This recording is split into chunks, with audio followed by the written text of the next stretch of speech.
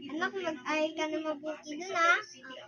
Maggalingan mo, mamaya pagkabasa ko ng grade mo, puro itlog.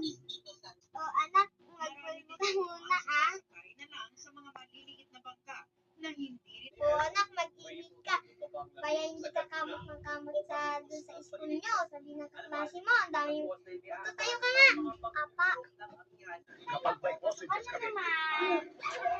Bata na naman ay makamakulit. Sana naman ang nakawakan nito ngayon ay hindi na makulit katulad ng last year. Dahil, ay naku, nakakatamad talaga magturo pa pa makulit. Ay, bata mo. Tapos hindi pa ako nakabihis. So, bahala na. Bihis ko lang ako mamaya. Sino sa dalawang pagsasagipin mo at sino ang hahayaan mo? Ama, muntik na. Sinabi ko go. Ay, salamat po talaga. May book, may whiteboard, may dalawang notebook, may pencil case, and so yun, papunta na ako. Nagtataka rin sila kung bakit lumobo ang bill ngayong Enero, ngayon tututipid naman lagi ang pamilya. Kahit ano gawin mo sa kahit ano gawin mo reklamo. Pati ako. Anak, nasito na yung ano mo ha, mga gamit mo. Apa, galingan mo sa school, kailangan papakita mo yung mga ano mo, perfect mo sa akin ha. Apa. Ay, salamat na dito na rin ako sa classroom. Maglilinis pa pala ako.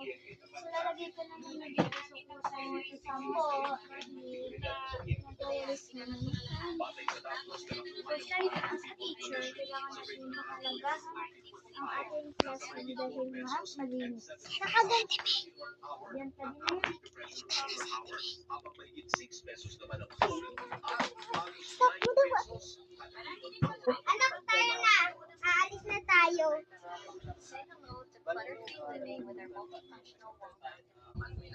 Labas ko na muna yung mga gagamitin para din ako mahihirapan mamaya sa pagkuha. Ay, naku, makapagsulat nga muna bago ka dumating ang ako sa mga anak. Dahil kung dumating yun, ay naku, mga attendance na naman.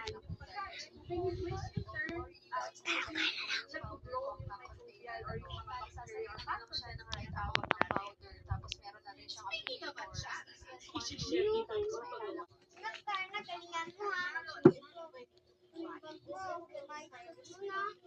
Tsaka, diba?